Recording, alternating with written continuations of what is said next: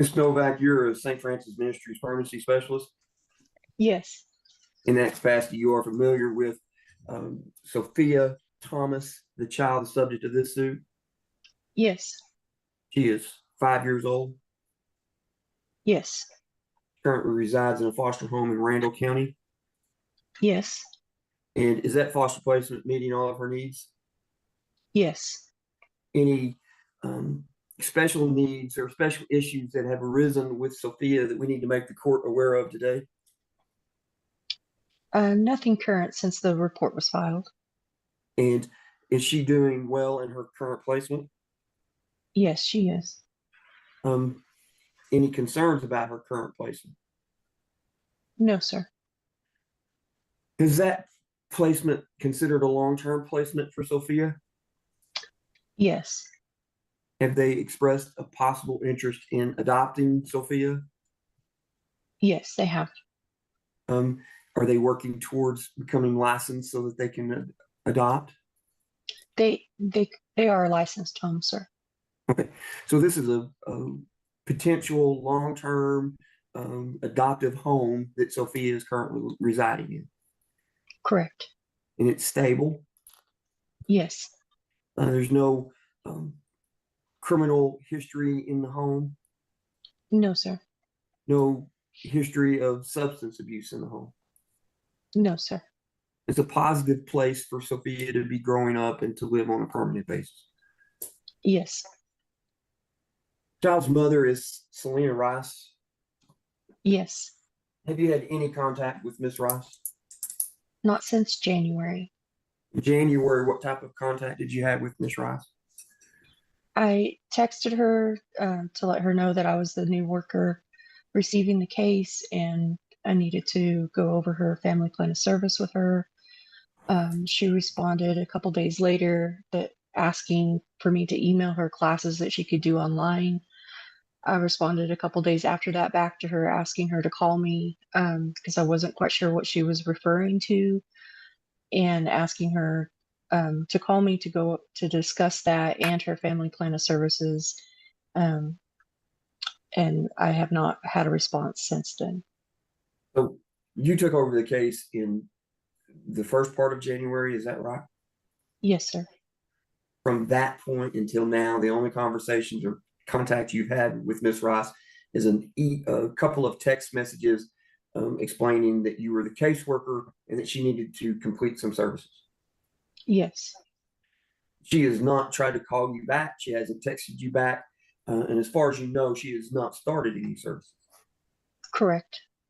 In reviewing the file prior to today's hearing, did you see that she had begun working any services prior to you becoming the caseworker?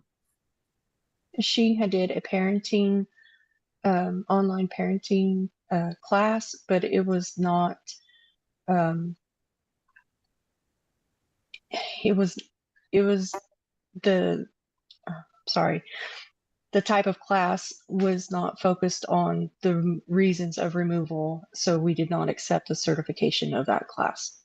All right, let's talk about the reasons for removal. What is your understanding of the reasons that Sophia was removed from Ms. Rice's care? It was neglectful supervision that she was found alone. So do your records reflect that Ms. Rice had left the child alone in her home and that the home was unsatisfactory for a child of her age? Yes. Do your records reflect that Ms. Rice has a history of substance abuse? Yes. And that she's actually had a history with Child Protective Services both in Oklahoma and in Texas? Yes. And she's had other children removed from her care? Yes. Specifically in this care, do your records reflect that the neglectful supervision that she was providing to Sophia will put Sophia in danger? Yes. Would you agree with me then that Ms. Rice then knowingly placed Sophia in conditions or surroundings which endangered her physical or emotional well-being? Yes. Would you also agree with me that the conditions that Sophia was in? The court opens with her foster home placement and adoption talk. That Ms. Rice engaged in conduct which endangered the physical or emotional well-being of Sophia. Yes. At the beginning of the case, there was a different caseworker, but is it your understanding that there was a service plan that was put in effect for Miss Rice? Yes, and it was mailed to her while she was incarcerated in September, and Miss Rice confirmed that she did receive it when she was incarcerated in November. And do you have a copy of that service plan? I do. I want to go through specifically the requirements set forth in that service plan. Start at the top. What was the first service that Miss Rice was asked to do? To remain in contact with the department in St. Francis. And you've already testified that since January, you've only had one text message conversation with her. Correct.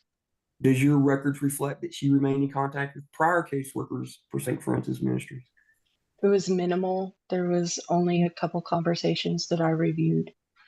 Would you agree with me then that she has not remained in contact with the department or with St. Francis Ministries? Yes. All right. What's the next service that's on that list? She would maintain a source of legal income and an adequate support for herself and the child to demonstrate stability. Have you seen any evidence, either to you personally or to your prior caseworkers, that Ms. Rice has a stable form of income? No. What's the next service on that service plan? Ms. Rice is allowed visitation with her child as a mutual agreement upon St. Francis.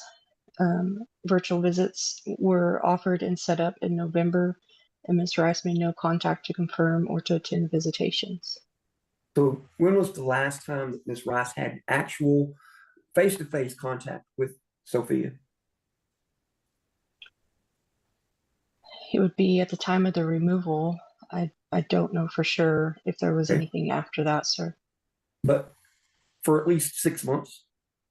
Correct. When was the last time that your records reflect that she's had any virtual contact with Sophia? She has not had any that I know of, sir. Would you agree with me that she has not had regular visitation with Sophia or any significant contact with Sophia since the removal in September? Correct.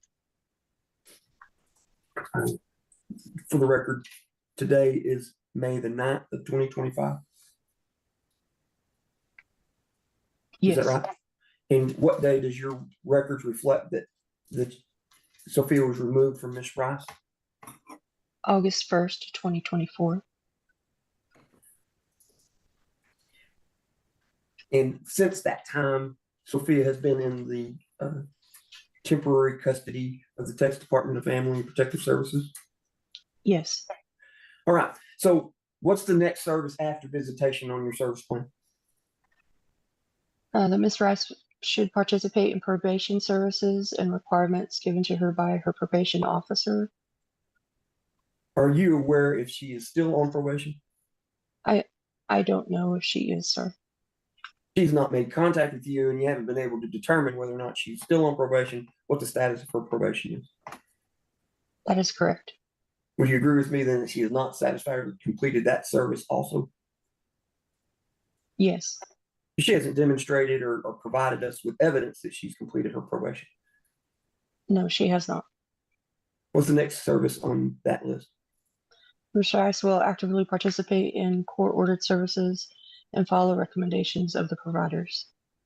Court-ordered services would be the service plan that she's been ordered to complete. Correct. And would you agree with me that those are reasonable and necessary steps that the court has ordered for Ms. Rice to complete in order to have Sophia return to her? Yes. And she has not completed the service plan as we're going through it today. Correct. All right. What's the next step on her service plan?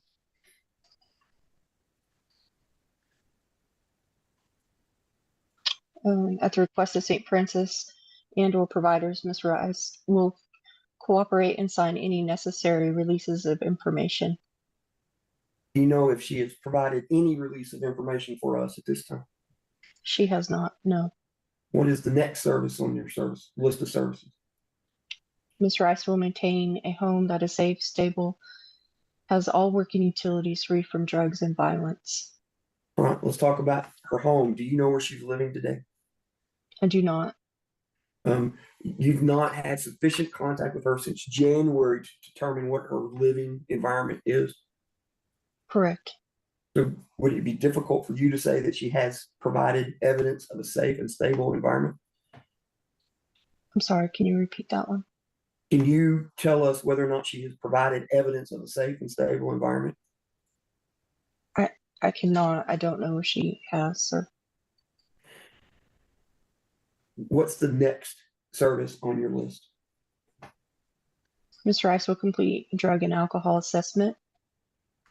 Has she done an OSAR evaluation or something that is similar to an OSAR evaluation in Oklahoma? Not that I know of, no. She hasn't provided you with any documentation that she's done that. No, she has not. What's the next service on your list? Ms. Rice will maintain a drug and alcohol-free lifestyle and abstain from the use of alcohol, illegal drugs for which she does not have a valid prescription for, or other mind-altering substance such as, All right, but not limited to. All right, we don't have to go through all those, but specifically, she's supposed to remain drug-free. Correct. And in order to be able to determine if she's drug-free, she has to do random drug screens. Correct. Does your records reflect that prior to January, when you took over the case, that she had completed any random drug screens? She had not, no. And since January, when you took over the case, has she completed any random drug screens? No. Have you attempted to contact her monthly so that you could ask her to do a random drug screen? Yes. But she's not been available to you at all. Correct. All right, what's the next service on your list? She would participate, Ms. Rice would actively participate in individual counseling with a provider and follow recommendations of the counselor. Do you show either before or after you became a caseworker that Ms. Rice has completed any counseling? No. All right, what's the next service? Ms. Rice will participate and complete in a psychosocial with the therapist. Has she completed a psychosocial? No. What's the next service? Ms. Rice will actively participate and complete in rational behavior therapy. Has she completed an RPT class? No. What's the next service on your list? Ms. Rice will attend and participate in a parenting class. And your testimony earlier was that she completed a parenting class, but it wasn't satisfactory to focus on the reasons for Sophia's removal. Correct. What's the next service, if any, on your list? That's all of them, sir. Would you agree with me that Ms. Rice has constructively abandoned Sophia to the Texas Department of Family Protective Services? Yes. The records expose a troubling history no parent wants revealed. In the fact that she is, that the department, yourself, your prior caseworkers for St. Francis Ministries have made reasonable steps to attempt to try to reunify Sophia with her, but she has not complied. Yes. And that she has not regularly visited or had significant contact with Sophia. Yes. She has not demonstrated that she has a safe and stable environment for Sophia to come home to. Yes. It's been more than 6 months since the department has had temporary custody of the child. Yes. Will you also agree with me that she has failed to comply with the provisions of a court order that specifically established actions necessary for her to obtain Sophia in her care? Yes. And that it was her own actions which caused Sophia to be removed from her. Yes. And it's been more than 9 months since the child has been in the care of the department. Yes. Do you believe that it's in the best interest of Sophia Thomas at this time for her mother's parental rights to be terminated? I do. Why? Because she's failed to work services and abandonment of Sophia. Would it also be positive for Sophia because of the stable environment that she's in and will possibly be in on a long-term basis? Yes, sir. At the first of this case, Ms. Rice informed the department that Sophia's father was deceased. Yes. We've attempted to confirm that. We've found a name in an obituary, but we cannot confirm or have not been able to confirm that it's that particular person who is the father to Sophia. Correct. But we believe that Sophia's father is deceased at this time based upon what Ms. Rice has told us. Yes. In the meantime, we did a paternity registry search. No one has claimed to be Sophia Thomas's father at this time. Correct. Nobody during the length of the time you've been involved in this case has reached out to you claiming to be the father to Sophia Thomas. Correct. And as far as your review of the record, nobody has reached out to any St. Francis Ministries caseworker to claim that they are the father to this child. Correct. Are you asking them that, or do you believe then that it would be in the best interest of Sophia Thomas for any unknown fathers to be terminated at this time? Yes. We've talked about a number of steps that you've taken. Has St. Francis Ministries taken reasonable steps in an attempt to reunify Sophia with either parent prior to today? Yes. Those steps include trying to maintain communication with Ms. Thomas, providing services for Ms. Thomas, developing a service plan with Ms. Thomas. Your prior caseworkers were in contact with her when she was in jail and provided her with a copy of the service plan.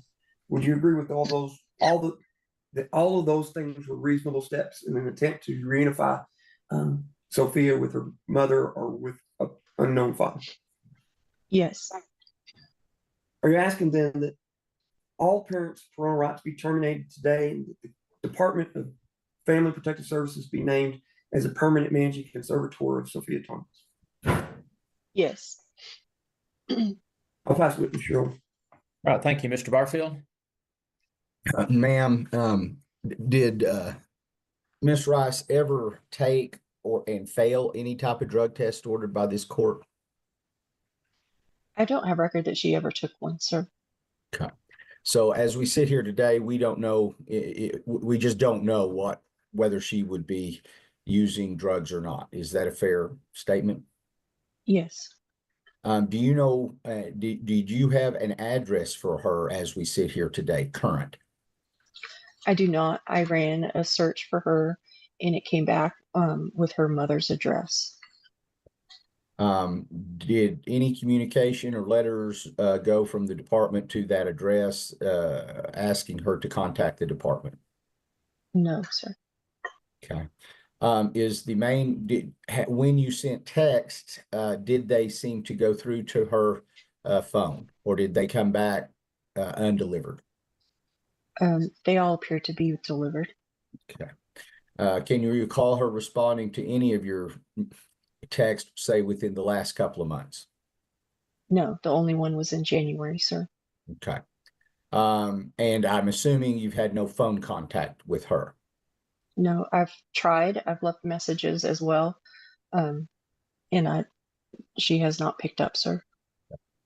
Did you or anyone else, to your knowledge from the department, make contact with her parents to see if they knew where she might be? Yes, I did myself in January, and her mother told me that she didn't know where she was living, but she would let her know that I was trying to contact her. And I believe the previous worker also had contact with her mother. Okay. Do you know, so as we sit here today, do you know if she's living in Texas or Oklahoma? From what I understand, she's living in Oklahoma. Okay. Would that still be Beaver, Oklahoma? Yes, sir. Okay. Now, you talked a little bit about probation. Do you know what she's on probation for? I do not. Okay. Did you or anyone in the department, to your knowledge, make contact with the probation office in Beaver, Oklahoma to see whether she had completed probation?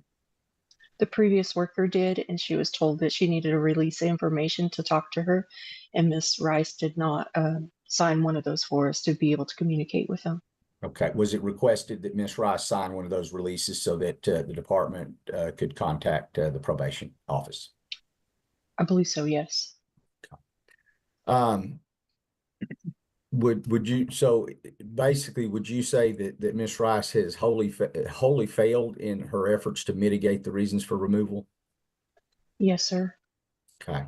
Now, Sophia, this child she's 5 now? Yes, sir. Okay. And is she doing well in placement? She is. Okay. And there was a CASA report filed in this case. Did you have a chance to review it? I did not, sir. Okay. All right. Then I want to ask you about it. What is the goal in this case to get Sophia in a place where she can be adopted? Yes, this is a legal risk home, and they intend, if rights are terminated, that they can move forward with adoption. Okay. So they already have the legal requirements in place to provide stability? Yes, sir. Okay.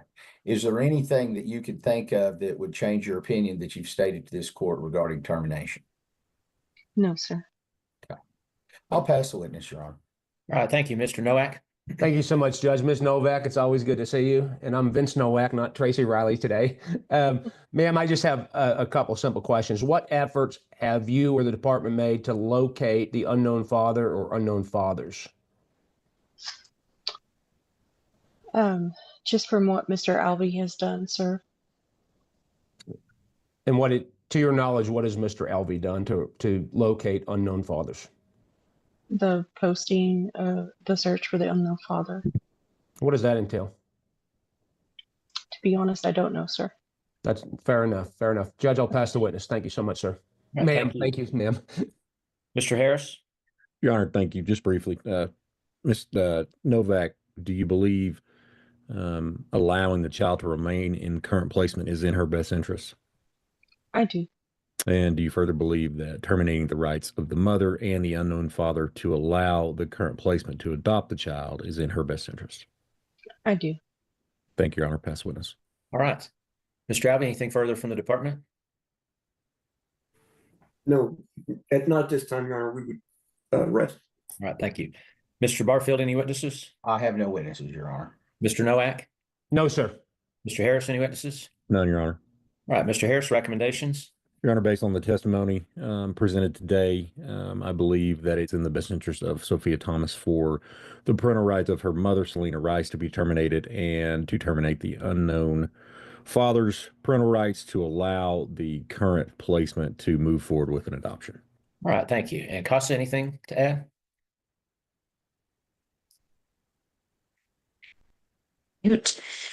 No, we are very pleased with Sophia's placement. She seems to be making great improvement and thriving in this placement. We are in approval of the adoption.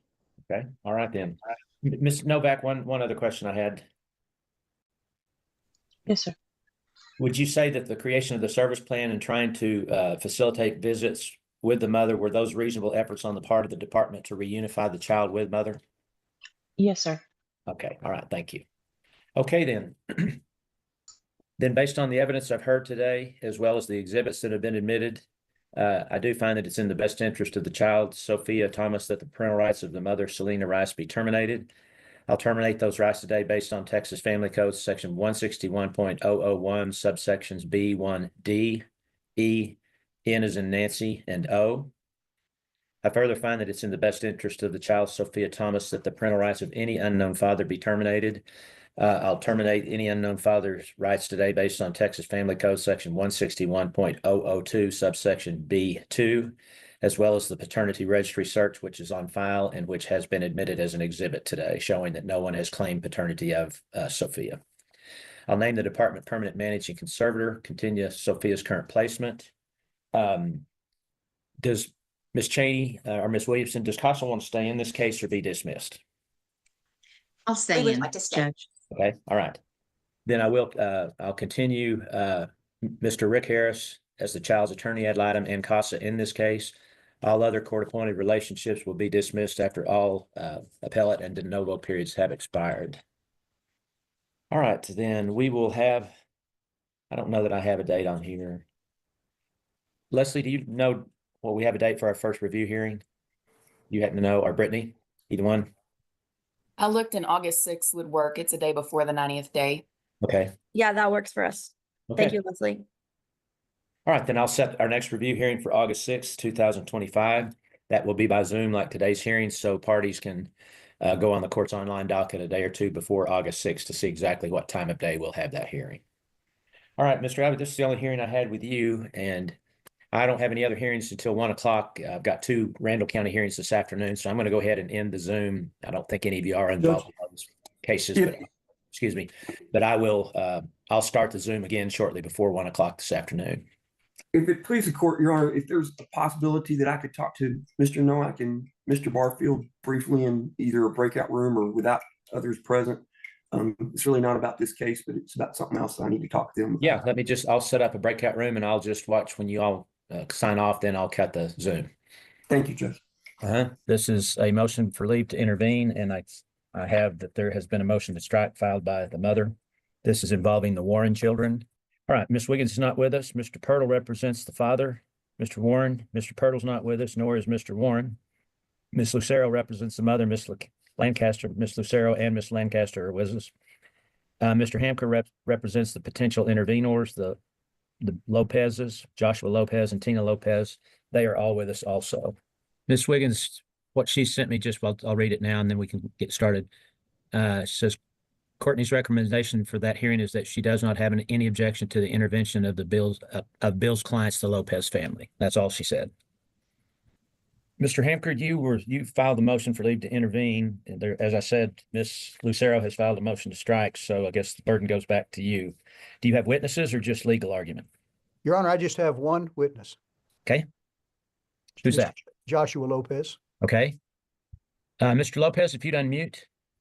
Yes, sir. Thank you, sir. If you'd raise your right hand. Yes, sir. You swear the testimony you give will be the truth, the whole truth, and nothing but the truth. Yes, sir. All right, Mr. Hamker.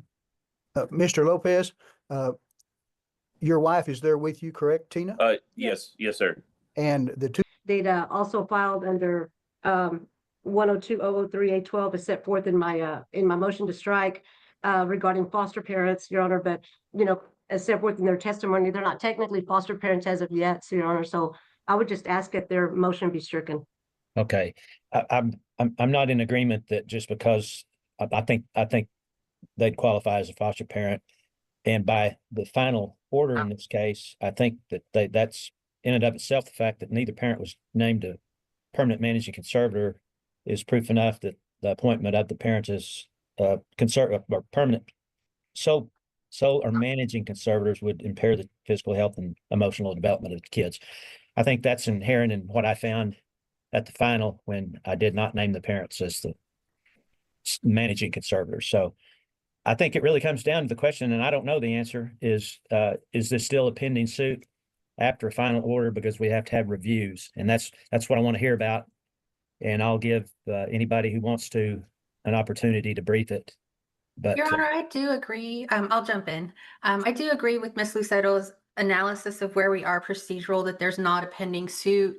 And but I think since Texas liberally construes pleading based on content, I think that the pleading could be considered a modification instead of an intervention, because the content is them asking to be conservators of the children.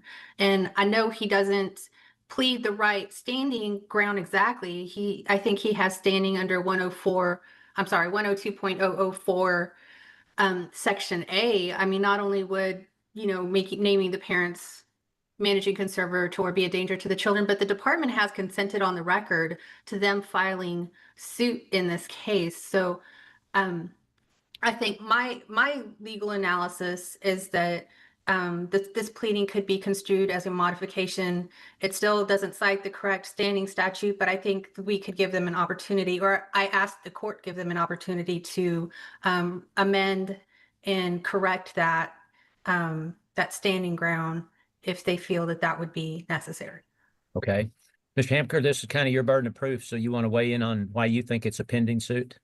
Your Honor, the reason why I think it's a pending suit, and that is what color is the horse? Is it a gray horse or a black horse or a white horse or whatever? I think in my mind, a pending suit is a case to where there are still currently live pleadings in effect, and it is still susceptible to change and modification by the parties that are in it. It has not been, quote, disposed of, and I think that still makes it a pending suit. Now, it's not like a lot of other suits, as you said, but I think the fact that the parents are not managing conservators, but possessory conservators, I think that also lends credence to the fact that this case is still ongoing, still has hearings, still has all the attorneys that have been appointed by the court are still active in the case.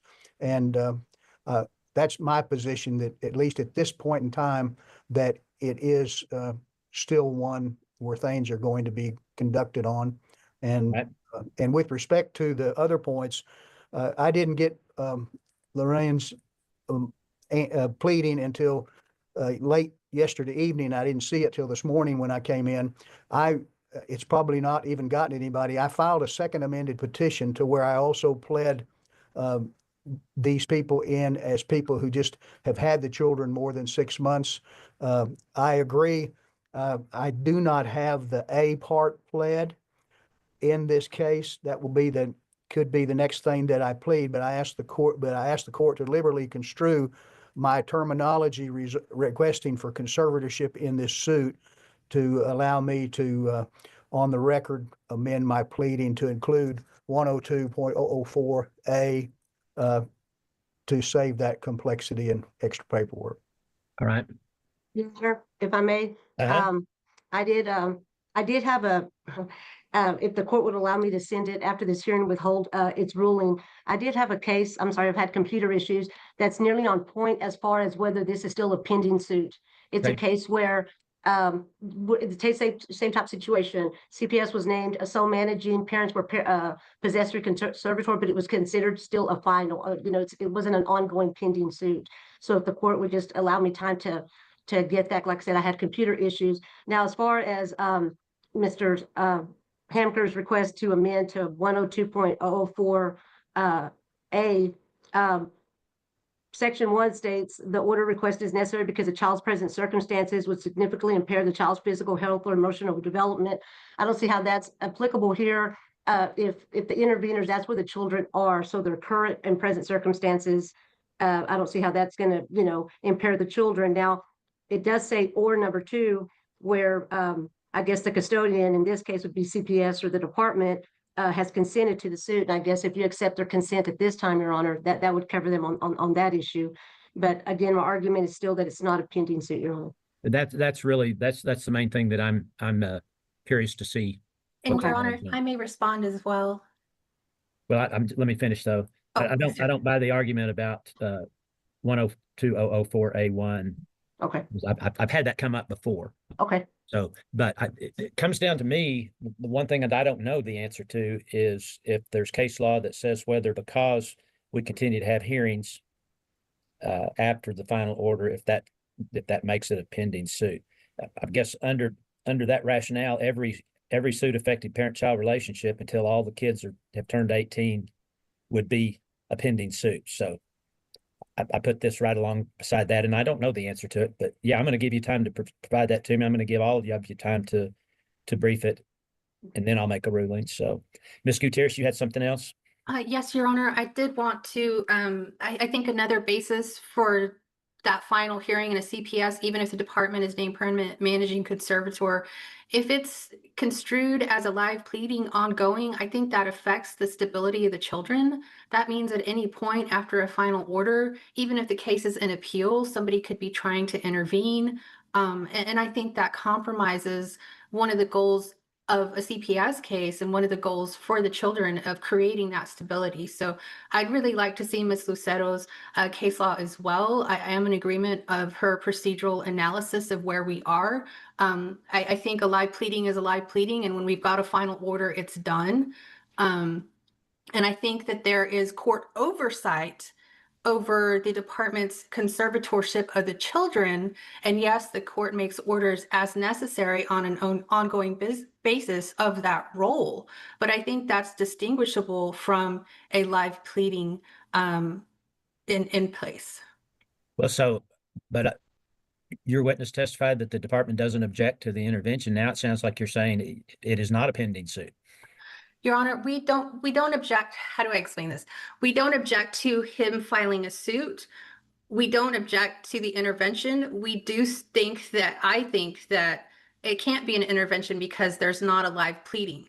And as I was saying earlier, I think that in Texas, under our civil law, we liberally construe pleadings, and the content of his pleading, I believe, is the basis for a modification. And I think that as a modification, it can be a pleading. And in that sense, as a modification, we don't object to it, and we have consented on the record for Okay. that. All right. So then what, if no one else has any further arguments, then I'm going to allow 2 weeks for anybody that wants to submit some case law on on both those points. Then number one, is it a pending suit when we've had a final order and that's a good way to put it, Ms. Gutierrez. The court is just really providing oversight. So, and then the other point would be if you want to brief if your argument that it's akin to a modification. So, and I can't keep Mr. Hamker from repleading to add the 102, whatever it was, 004A. So, if he does that, then if we have to if somebody files another motion to strike, we'll come back. But if you want to go ahead and brief that now, it might save us some time later. But that's the two issues I have. I don't have a problem that there's been substantial past contact. So, I'll give. Your Honor, if I may, I'll be glad to brief those as well, but I've got a daughter getting married next week and I'm going to be gone for a week or two. So I may be the last one to file my brief. Okay. All right. Well, we'll see when we don't have a hearing set till June 30th as our next hearing. So I'll make that 3 weeks, Mr. Hamker, so you don't. Thank you. That'll work perfect. I don't know, Brittany, I don't have my calendar in front of me. What's 3 weeks from today? Let me look at my calendar. The 30th, May 30th. Okay. All right. I'll just say that the briefs are due by 5 o'clock on May 30th, and then I'll read those and then I'll notify everybody of my ruling today by email. So. Thank you, Your Honor. We'll be in recess on this case. I will be back in 15 minutes to call another Randall County case. That's a petition to reinstate parental rights on the Lessner children. So we'll be in recess for about 15 minutes. Y'all have a good weekend. You too. Thank you, Your Honor. Thank you. May I ask, Notify everybody just so if anybody had any information that the court thought it should hear, that's why you're here, but you're not bound to stay here. Judge, I'm here. I might as well stick around. Okay. All right. Okay. You won't be asked to participate unless, you're called as a witness. So. Okay. Okay. Thank you for showing up. Yes, sir. Okay. I will call the case again. We've talked about Mr. Hill, why he's here. Ms. Surratt is here representing the department. Mr. Nowak is here representing the children. He was appointed for purposes of this hearing as required by the statute. And again, Ms. Lessner is with us. Okay. Before we get started, Ms. Surratt, you had a motion to dismiss. Did you have any exhibits you wanted to introduce? I think we can take up that motion to dismiss first because I think it's going to be dispositive of today's hearing. Yes, Your Honor. I sent out exhibits 1 through 4 or 5 to the parties. I sent that out yesterday, and I would move to admit petitioners exhibits 1 through 5. As far as the motion to dismiss, it is a bar to filing the reinstatement of parental rights under 161.302 B3 if the children have been adopted, and these 4 girls have been adopted, and that's in petitioner's exhibit number 1. Okay. Ms. Lessner, do you have any response to that?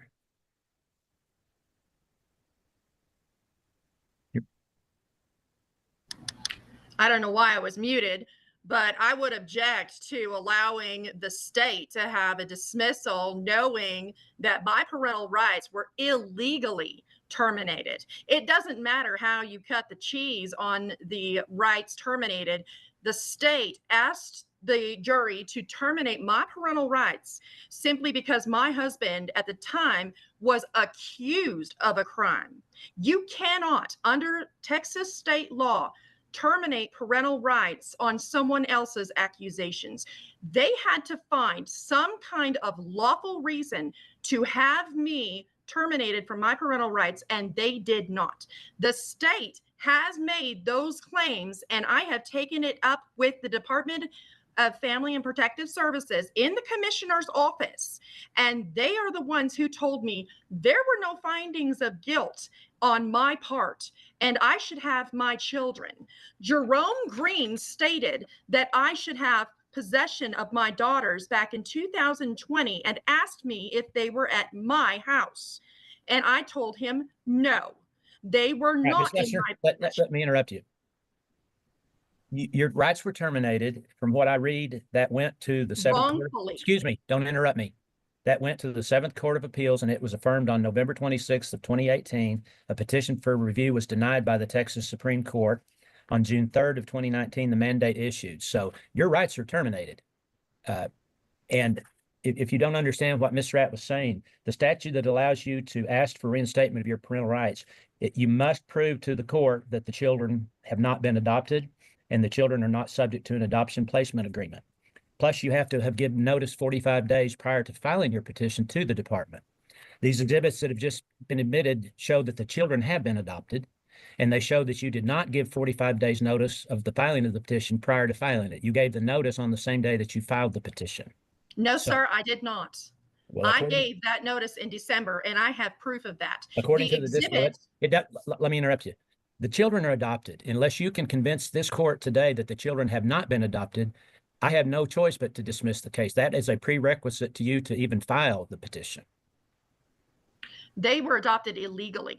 Okay, What do you that's want not me what to the statute say says. about the illegal part of terminating my rights? That is not Does what the not the statute state says, of ma'am. Texas say that they support fundamental law? If the state of Texas does not support fundamental law, then I wouldn't be arguing the fact that the adoption was done illegally. They never found a basis to terminate my parental rights. I I'm asked. sorry, I'm going to interrupt you one more time. The statute says you cannot file that, or it'll be dismissed if the children have been adopted. It doesn't say that the children have been legally adopted or illegally adopted. So you're saying an illegal action can be done in a court? I'm saying what I just said. The statute says if the children have been adopted, then I have to dismiss your petition for reinstatement, and that's where I'm standing. So that's my intent today. If you dismiss this, Judge Graham, Associate Judge Graham, I should be seeing a judge who has standing. You are an associate judge. You are just a lawyer.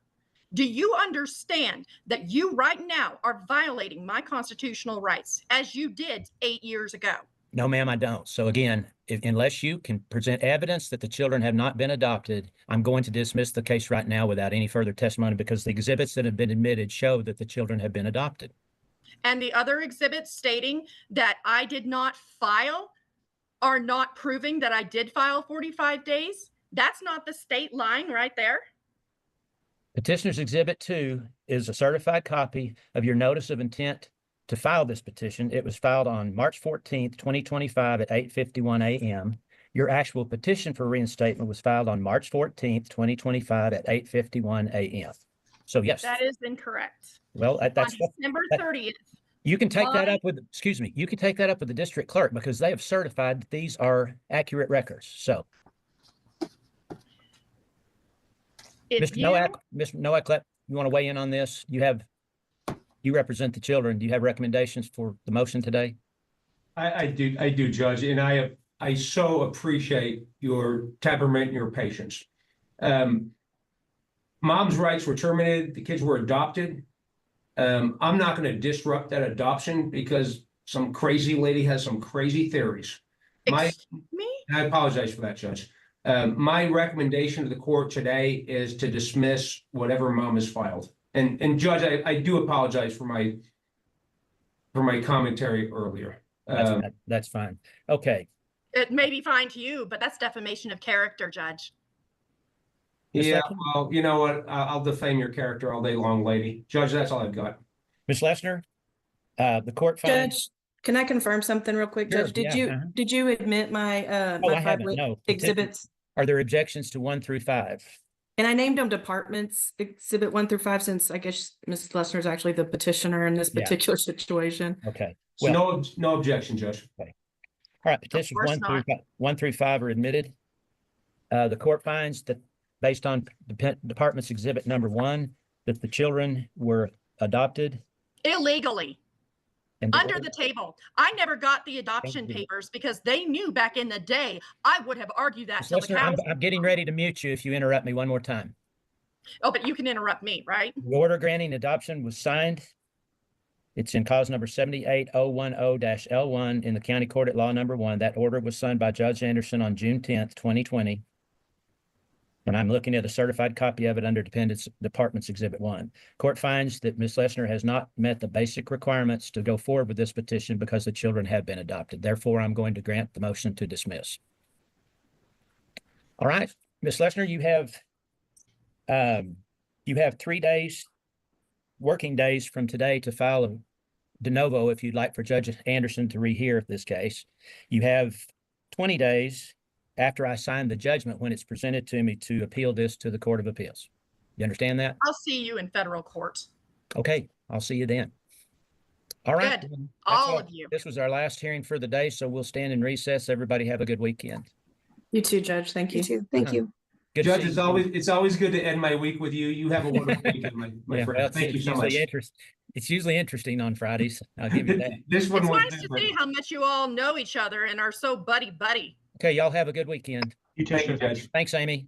Thank you, Judge. Crow's exam seals that Sophia's future looks stable in adoption. That's it for today. Guys, like this video, subscribe, and we'll see you in the next one.